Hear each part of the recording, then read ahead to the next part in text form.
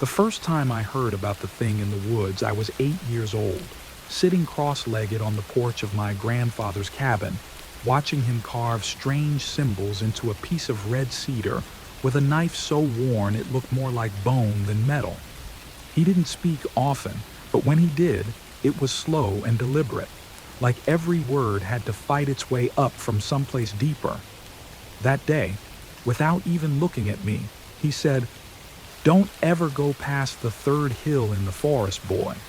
Not unless you want it to find you." I asked what it was, and after a long silence, he muttered a name, Ragjaw. He said it lived beyond the hills, in the place where no birds sing and the air always smells like wet copper and dead pine. It was a thing the trees themselves feared, something old and hungry that didn't quite fit into the world like it should, like it had been forced into our reality and was constantly splitting at the seams. He said its mouth wasn't right, said it didn't open like a human's or even like an animal's. It opened down the middle, splitting its skull in half like a rotten fruit. He said it watched you from far away, and if it ever decided to follow, nothing could make it stop. It wasn't a story meant to scare kids. It was a warning. And while my cousins all laughed and rolled their eyes, something about the way his voice cracked when he said that name stuck with me.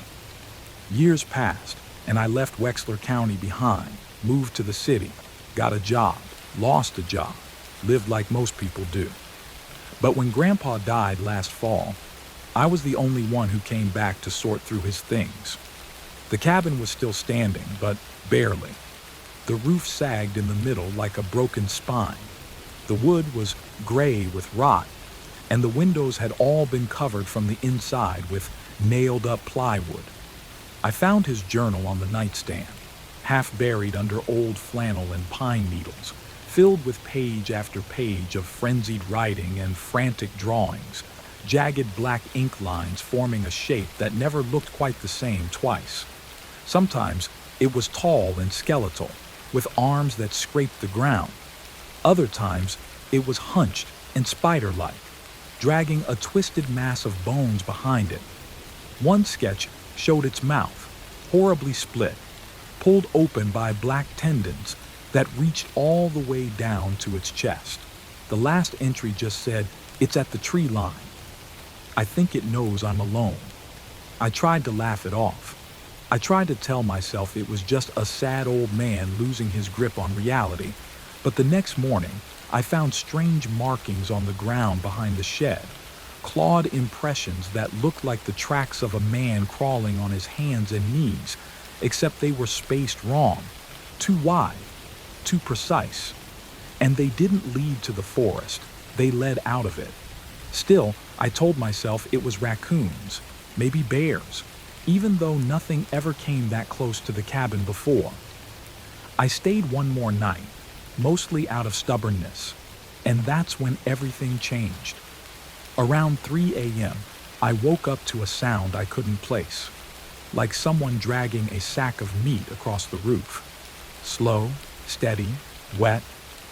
Then I heard something tap the window glass behind the plywood, soft at first, then louder, like it was testing how much pressure it could apply before breaking through. I didn't move. I didn't breathe. And in that silence, I swear I could hear something breathing back, low and hollow, like wind being pulled through an open rib cage. I waited until dawn, then left in a daze, drove 3 hours without stopping, hands trembling the whole way. I should have never gone back, but something followed me. I know it. Lights flicker in my apartment now. I wake up with pine needles on the floor. My dreams are all of trees closing in and something huge breathing just behind them. I keep seeing things out of the corner of my eye, and this morning, on the elevator mirror, I saw a smudge that looked like a split jaw, like someone had dragged a finger straight down the center. I wiped it away, but it came back. The rag jaw is real, and I think I've brought it with me. I didn't sleep the night the mirror smudge appeared. I couldn't. I watched it for hours, seeing how each time I wiped it away, It came back lower, like something was slowly adjusting its gaze to match mine. I tried telling myself it was stress or grief, or maybe even just leftover dirt from the trip, but no amount of cleaning, no change of lighting explained the faint imprint of fingers stretching down the glass. I covered the mirror and unplugged the light above the sink, but it didn't help. I could still feel it watching from beneath the cloth, pressing against the other side. Then came the sounds, soft at first, like floorboards settling or pipes breathing, but they didn't follow any rhythm a house should have. Around 3 in the morning, I heard something dragging itself down the hallway. I opened my door a crack and looked out, heart in my throat. At the far end of the corridor, under the flickering fluorescent light, something stood or hung. It was hard to tell. Tall, impossibly tall, its body loose and unformed like it hadn't fully decided how to exist in this world yet. Its arms were too long, hands grazing the floor, and though I couldn't make out its face, I could see its jaw. It was split straight down the middle, a black vertical line that pulsed with slow, wet breaths. I blinked and it vanished. After that, I packed a small bag, drove without direction until I found a motel on the outskirts of a town I didn't recognize, checked in under a fake name, and kept the lights on all night. For a day or two, things felt quieter, but it never truly left. I found pine needles in the sheets. The air began to carry that familiar scent again, wet earth and copper, the same rot I smelled near the cabin. On the third night, I woke up to the sound of breathing, steady and close, not outside, but above. I looked up and saw nothing, but the ceiling creaked like something heavy crawled slowly across it. I didn't sleep again. I left the motel the next morning, left town altogether, but the feeling came with me. It wasn't tied to the cabin or even the woods, it was tied to me. I started seeing it in reflections, not full forms, just hints. Something standing at the edge of my vision, gone the moment I turned. Once, I passed a storefront window and saw my reflection walking half a second out of sync. At a gas station, the attendant stared too long, eyes glassy, and when I handed him cash, he whispered, "You brought it back." I hadn't said a word to him. No one had. But somehow, people knew. I tried returning to my apartment, but the place felt hollow. My belongings were just as I left them, but coated in a fine layer of dust, as if years had passed. I checked the cameras I'd set up before I left, and every file between 3 a.m. and 4 a.m. over the last 3 nights was corrupted, except one. That one had a still frame of something standing at the foot of my bed. It had no eyes. Its head was tilted too far to the side, as if studying me. And on the wall above my head, someone, or something, had drawn the same spiral from Grandpa's journal in thick, black sap. I ran. Again. I've been moving from place to place ever since, never staying more than a night or two, avoiding mirrors, windows, dark corridors. But I still find signs. The pine needles. The smell. Scratches on the walls that weren't there when I checked in. I even found one of Grandpa's cedar carvings in a place I'd never been, a small motel room outside Croft Falls. It was sitting on the nightstand like it had been waiting. Same spiral, same split jaw figure. I don't know how far this thing can reach, or how long it plans to follow, but it doesn't feel like it's chasing me anymore. It feels like it's circling, getting closer, like it's already halfway inside. I don't know when the dreams started, or if they were ever dreams at all.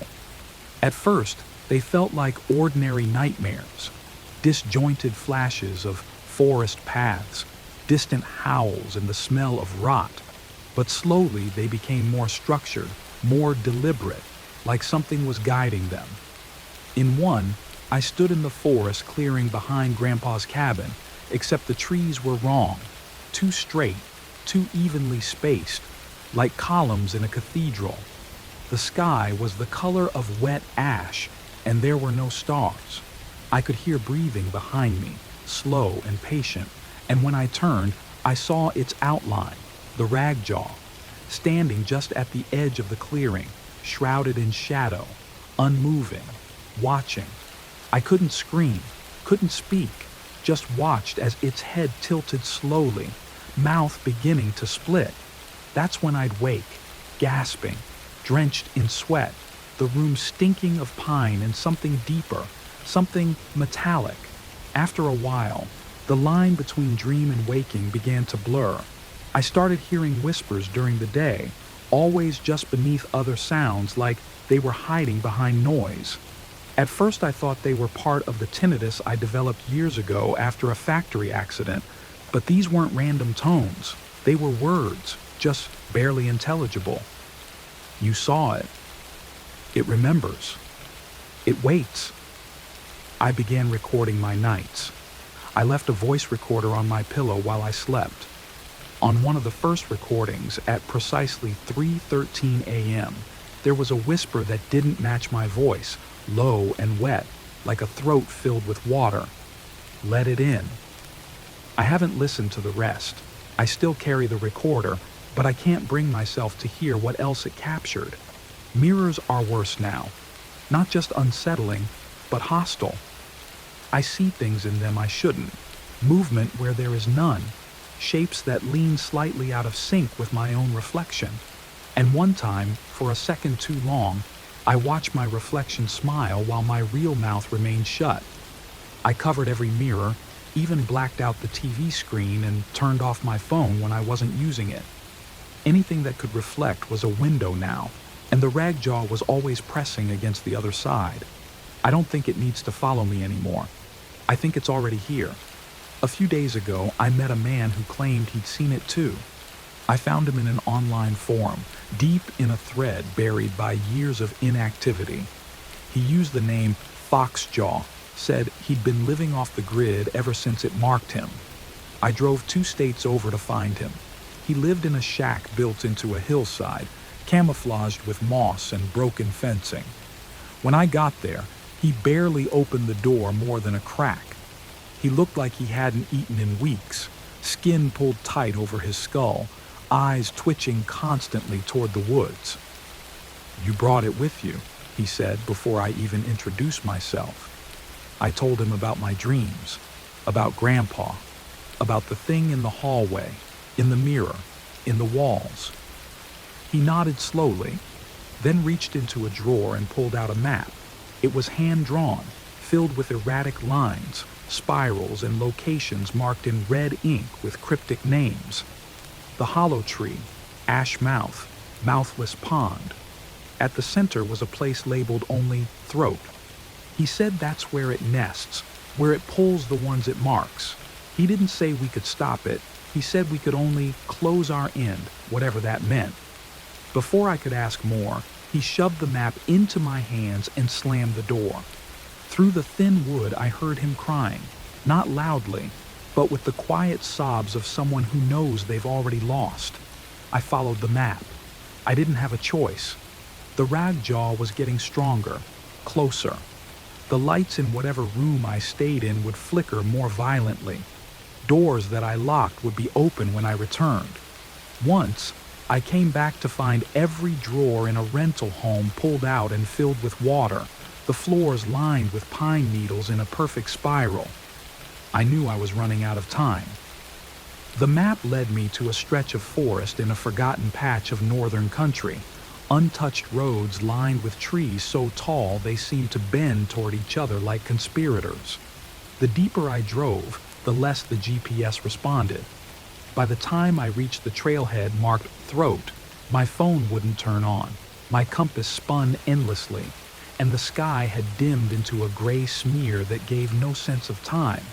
I stepped out, and immediately the air felt heavier, thicker, as if I'd walked into a space that had never wanted to be found. The path wasn't natural. It wasn't made by animals or people. It was too smooth, too deliberate, lined on either side with totems made from bound bones and twisted roots, each etched with that spiral. I don't know how far I walked, but every step felt like sinking. The silence was absolute, suffocating. Then, in the distance, I saw it. A mound of soil surrounded by stones, each carved with a different name, and at its center, a hole. Not wide, but impossibly deep. And rising from it was a faint breath, slow and warm and waiting. I stood at the edge of that hole for longer than I can explain, paralyzed not just by fear, but by something deeper, like gravity pulling inward, like the earth itself wanted me to fall. The breath that rose from it wasn't a sound. It was a sensation, a vibration under my feet and along my bones, like a voice made entirely of silence. I wanted to look away, to turn and run, but my body refused to move. The spiral symbols carved into the stones around me seemed to rotate the longer I stared at them, subtly shifting as if responding to my presence. Then I heard it, not with my ears but inside my mind, a voice so low it felt like it had been speaking before I was born. "You are open." That was all it said. I stumbled back, the spell broken, nearly falling into the pit as the soil gave slightly beneath my feet. The breath from below intensified, now wet and shuddering, and something began to rise. Not a shape, not yet, but a shadow that sucked light from the world around it. I turned and ran, crashing through the trees, not caring where I ended up as long as it was away from there. But the forest had changed. The path I'd come down was gone, replaced by a twisting network of narrow trails, each lined with more of the bone totems, their empty sockets somehow following me as I passed. My chest ached with every breath, the air thick as syrup, and behind me, far but closing, came the sound of something walking, not crashing, not wild, but steady, deliberate steps that never paused. I didn't stop until I broke through a tree line into a clearing I didn't remember seeing on the map. At the center stood a dead tree, tall and leafless, with long strips of bark peeled back like skin. Nailed to its trunk was a mirror, small, circular, ancient-looking, its surface fogged with age. I approached cautiously, unable to look away, and when I finally stood before it, I saw not my own face, but the cabin, my grandfather's cabin, reflected in the glass. Except it was wrong. The wood was rotting in fast motion, the walls pulsating like lungs, and something stood inside. It was the ragjaw, but it wasn't hidden anymore. I could see it clearly now, its body tall and gaunt, ribcage exposed, long fingers twitching like antennae, and that awful mouth split down the center, slowly opening as if in greeting. I tried to turn from the mirror, but my limbs locked. My reflection raised its hand, but I hadn't moved. It reached forward and touched the surface of the glass. I felt warmth on my real forehead. I screamed and dropped the mirror, but it didn't fall. It vanished, and the clearing grew deathly quiet. The dead tree let out a creaking moan, its branches twisting to form the spiral symbol again and again until the bark cracked apart and something began to emerge from within. I ran. Again. Always running. I found my way back to the road, to my car, to the illusion of safety. But I knew it wasn't over. I drove for hours, through towns I didn't recognize, through stretches of wilderness where no birds sang and the sky never changed. I tried to call someone, anyone, but my phone screen stayed black, no matter how long I held the button. I tried the radio, static. Then, through the static, a voice. "You are open." I threw the phone out the window and didn't stop until I saw city lights. Civilization felt like a joke. Crowds couldn't protect me. Bright lights didn't banish the thing that was inside now, coiled deep, waiting. I checked into a hotel under a new name again, barely spoke to the man behind the counter. and took the stairs instead of the elevator. But when I reached my floor, every door in the hallway stood open. Inside each room, I saw the same setup, a single chair facing a single mirror. Each mirror reflected a different version of me: older, younger, screaming, smiling, sleeping, bleeding. I ran to the stairwell, but it spiraled impossibly downward, the walls lined with trees growing from concrete, their bark whispering in my grandfather's voice.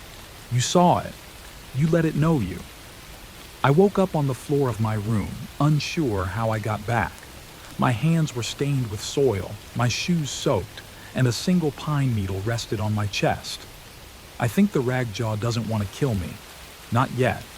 I think it wants me to become something else. Something like it. I haven't slept in days, not truly. I close my eyes and I'm back in the woods, back at the throat, hearing the breathing of something that shouldn't be. I tried pills, liquor, even exhaustion, but the dreams find ways in. They come through the cracks, through reflections in puddles, in the sheen of a doorknob, in the black of my own pupils. I see flashes when I blink now, trees twitching, bones stacked in spirals, faces I don't recognize that mouth my name with melting jaws. I told myself I could fight it, but the truth is, I'm not sure I want to anymore. The pull is stronger each day, not just physical, but emotional, spiritual. There's a low hum that follows me now, a frequency just outside the range of human hearing but felt deep in the chest. I met a woman last night. She was sitting on the curb outside a gas station, rocking back and forth with her arms wrapped tight around her knees, whispering the same phrase over and over. It lives in the middle of the in-between. I sat beside her and asked what she meant, and without looking at me, she said, "The ragjaw doesn't come from the woods. It makes woods wherever it steps." She looked up then, and her eyes were completely black, like ink poured over glass, and she said, "You brought it here. It's under the parking lot now." I didn't sleep. I sat in my room with the lights on, every mirror covered, every shadow suspect. The shadows breathe now. I don't mean they move or shift. I mean they breathe. They exhale when I'm not looking, and sometimes they whisper my name in my grandfather's voice. I received a letter this morning, slid under the hotel door. No address, no postage, just my name on the front. Inside was a drawing, hand-sketched in charcoal, of a man with no jaw, mouth stretched into a permanent gash, eyes hollow and leaking smoke. Beneath it, a single sentence: "You wear its shape." I burned it in the sink, but the smoke didn't rise. It sank, curling along the floor like it knew where it was going. I left immediately, hit the road, didn't pack, didn't pay, just drove.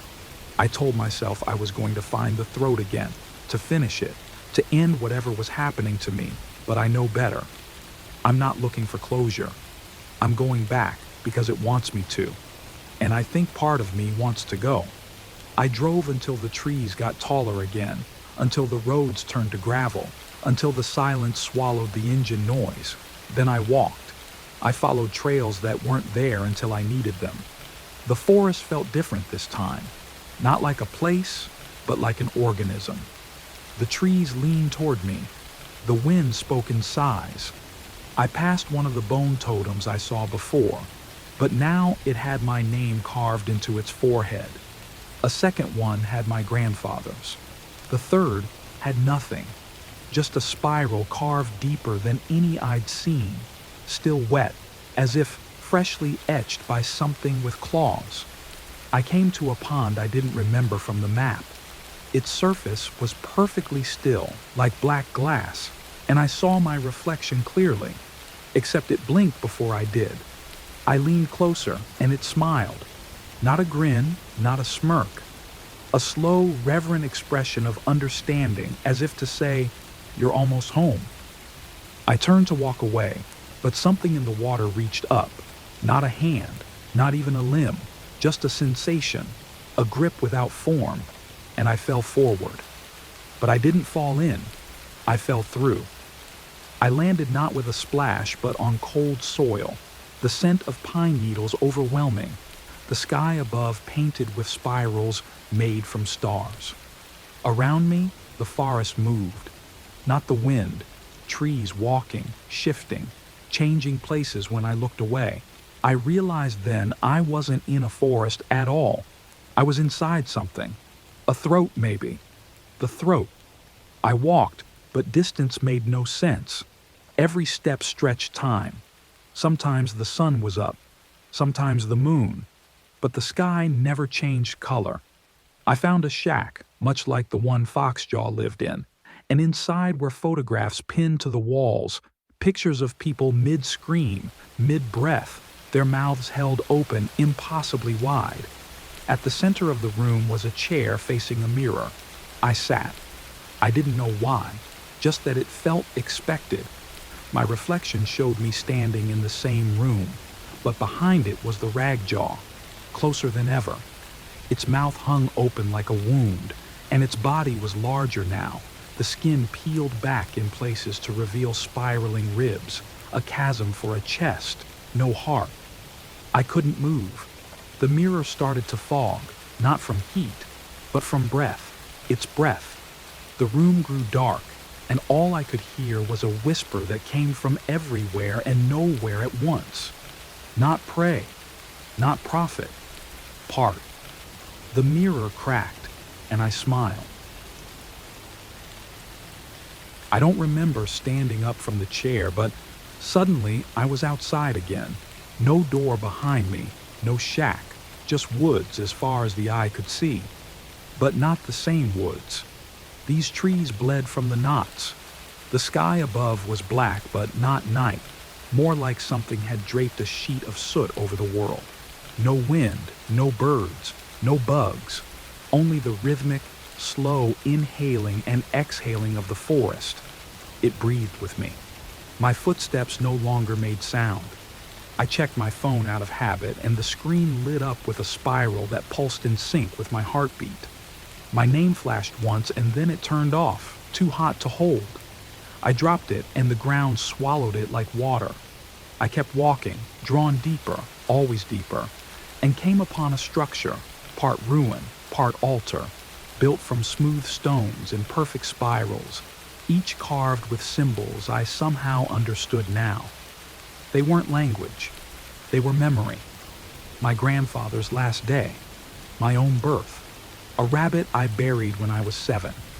Every moment was here, etched into stone, as if the ragjaw, or whatever lived here, had always been watching, as if it had fed on those moments. A figure sat in the center of the spiral, thin, naked, back to me, skin mottled and bruised with bone visible in places, head tilted slightly as if listening to the dirt. I didn't speak, but it turned slowly anyway, revealing a face half missing, the jaw dangling by tendons, the eyes black and gleaming like oil. It smiled with the part of its mouth that still functioned, then gestured toward the center of the spiral. There, rising from the earth like a tumor, was a door, not attached to anything, just a standing frame, ancient wood wrapped in sinew, pulsating with breath. I didn't want to go through, but I couldn't stay out. The air thickened the longer I stood there, growing damp, acidic, tasting of metal and rot. I stepped through the door. For a second there was nothing. No sight, no sound, no sense of direction or time, only pressure, like being swallowed by a thought. Then I was standing in a chamber beneath the world, dark rock and tangled roots everywhere, flickering light from no source. Carvings lined the walls, crude depictions of figures with their jaws stretched impossibly wide, feeding something massive and coiled that wrapped around the entire room. A voice began to speak, not aloud, but inside me, not words, but intentions, hunger, worship, transformation. I understood now what the ragjaw truly was. Not a beast, not a god, a wound, a rip in what is real, what is safe, what is human. a hollow thing that fills other things with itself. It doesn't chase you. It makes you walk toward it. It burrows into thought, into memory, until you forget what parts were ever truly yours. I fell to my knees as something massive moved above me. The rag jaw for real this time, not a glimpse or a whisper, but all of it. A towering skeletal shape that seemed both physical and not, its ribs forming arches, its mouth unfolding like a second spine. It lowered its head and exhaled. My skin split where the air touched it, not bleeding, not in pain, just opening. I saw things in my own wounds, visions of other people, other worshippers, other worlds maybe, all of them spiraling, all of them consumed. I stood. I shouldn't have been able to. My legs weren't responding like they used to. I moved like the figure I'd seen earlier, loose, limp, deliberate. The ragjaw didn't stop me. It turned and receded into the stone as if returning to sleep, satisfied, and I walked out through a tunnel that hadn't been there before. When I emerged, the forest was still, the altar gone, the sky a flat, featureless gray. I was outside again, but it wasn't the same world. Or maybe I wasn't the same person. A crow sat on a branch ahead of me, watching, unmoving, its feathers wrong, too long, too sharp, each one like a dagger. I kept walking. I didn't sleep that night. I sat against a tree and stared into the dark, and somewhere far away I heard another person screaming. The forest swallowed it. I don't know how long I was out there before I came across a ranger station, or what was left of one. Roof collapsed, radio tower torn down, claw marks in the stone. But there was a map inside, soaked and old, and someone had drawn a spiral across it in red ink.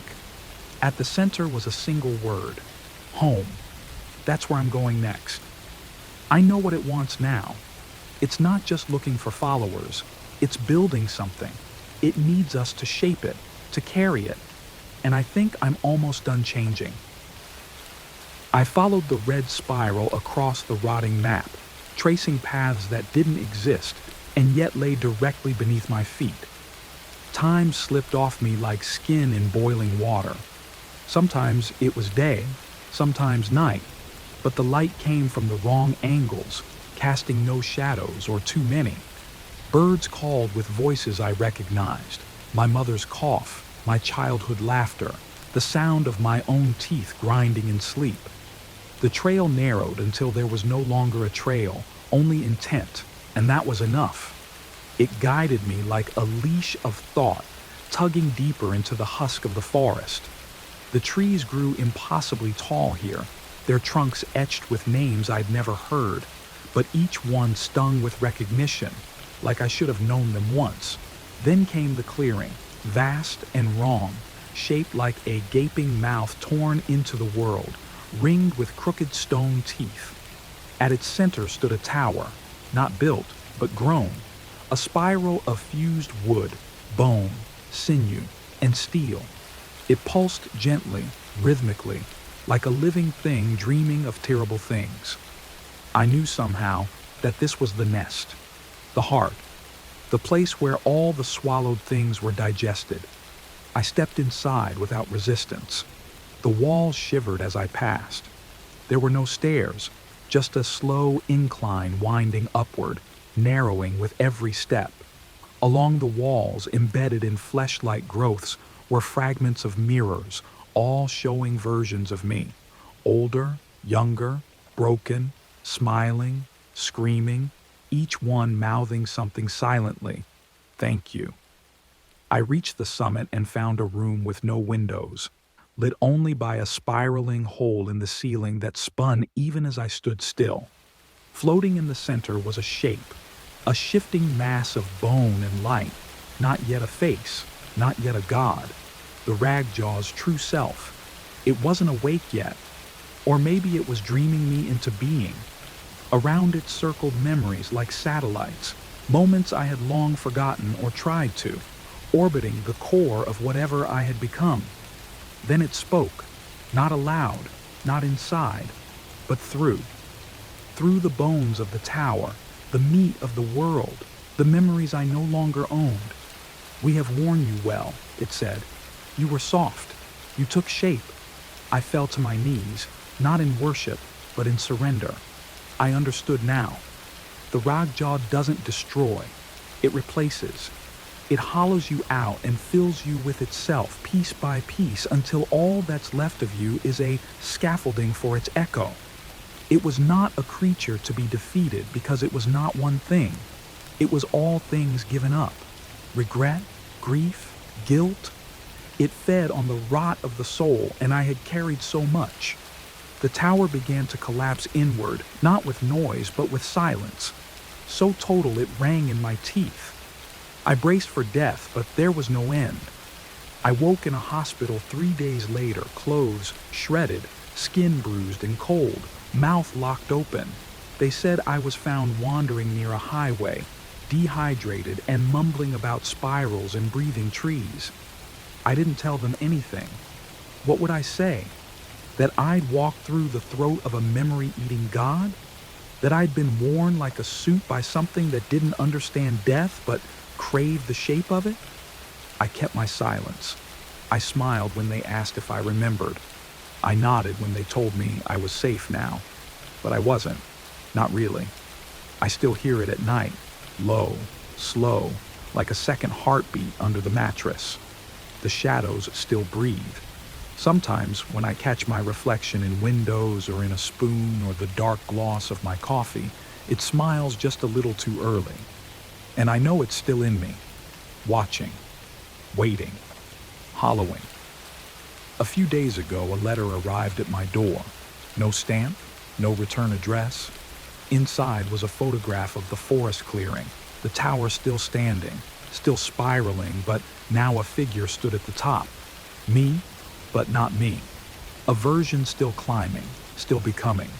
Scrawled across the back in a hand that might have once been mine were 3 words.